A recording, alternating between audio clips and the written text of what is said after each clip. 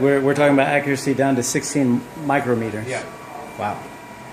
And that's probably one of the closest you're going to get right now as far as what's out there in the market. I did recently go to a convention for the company where one of the scanners, which I don't remember actually which one it was, has knocked it down to 1. 1 micrometer. Wow. So needless to say, we were talking to them about figuring out a deal. Mm-hmm. But a lot of this stuff is very closely into the medical industry, and they have to have a certain level of accuracy to have it to be practical, because that's something you don't want to mess with when it comes to incisions and surgery, cranial implants. We do digital. There's a MedCAD that does digital surgical planning, and there's no room for error when it comes to scans and things like that.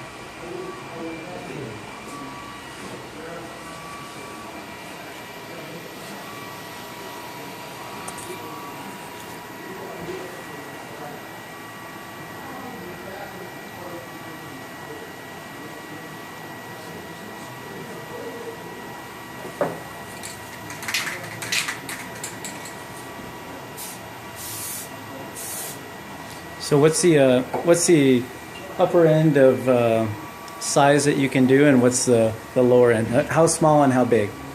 For scanning? Yeah. Well, let's see. This guy came out pretty clear. Little monkey. Mm-hmm. We've you done, scanned him. Mm-hmm. Oh, okay. And as far as the little hairs on him do come out. Really? Mm-hmm. And we've also had it in cases of smaller stuff. I'm trying to think. I've done a small surface for a rotor, a company that was making propeller blades for boats. Mm-hmm. And on one of them that I scanned, I thought it was something I messed up on looking at the scan, but there was a small cracked indent that I didn't see with my own eyes that the scanner picked up. Oh, wow. So I went in and looked at it as I was looking at the STL, and I was like, wow, I didn't even see that. And you start to notice that this thing actually picks up more detail than we do. Yeah. Yeah. So, and probably on this, once we get through with it, you'll be able to see the actual blade surface and see where there's any bumps or anything like that that may have, natural human errors in developing anything, really. Mm-hmm. But anything as small as that's probably showing up too. Okay. Go ahead and check out little. the triangle. That's probably on the scan. Okay. So there's actually geometry of the indentation of that. Mm-hmm. Yeah, it's actually showing up right there.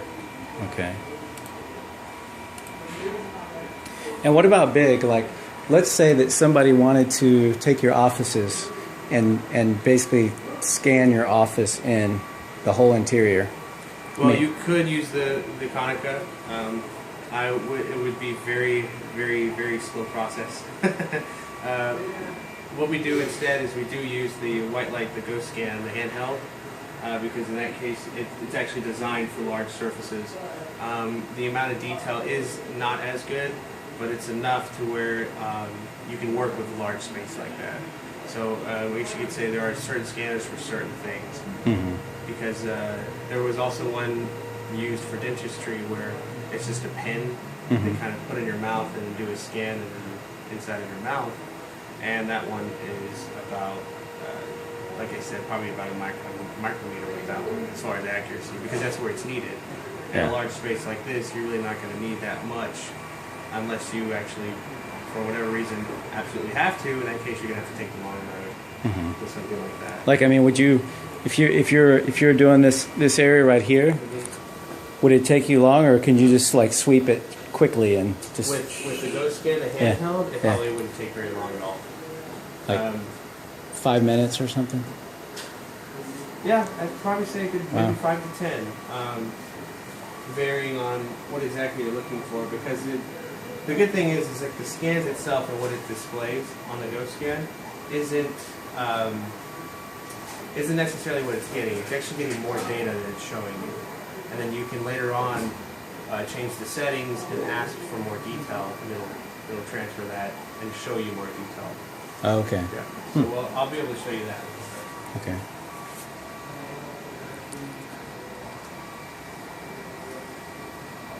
Yeah, you can tell it says Philippines on there. Which is good because it's different surface, slightly different surface than what's around it, which helps me register it on the proper surface. So do you think it's actually getting the blade slant Absolutely. and everything? Yeah. We have it hanging off a little bit on that over that table.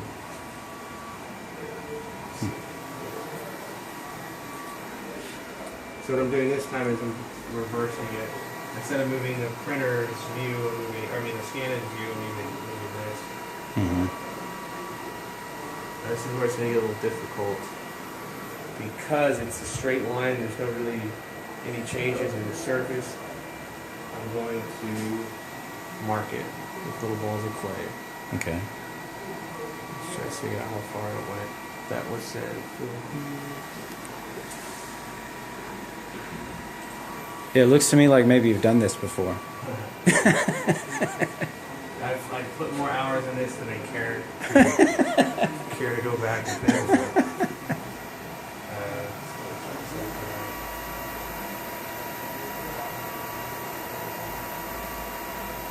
So basically, this isn't needed for the scan. It's needed for me for registering the parts. Because like I said, like I said earlier, it's like a puzzle piece. Each picture you take, you have to add it to the previous one. And if you have a straight line or a broad surface,